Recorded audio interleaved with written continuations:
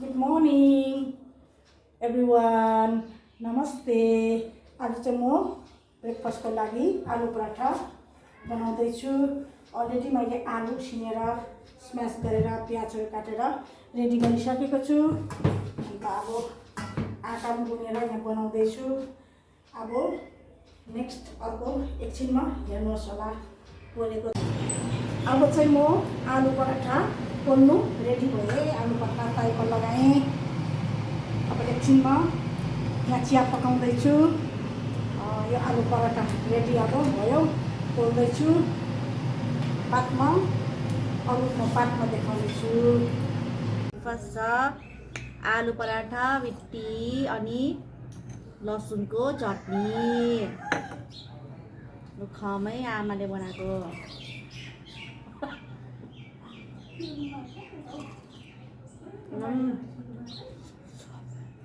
तातो मिठो सबै भन्छ। पराठा खायो भने उयो रुमालमा त पस्दैन।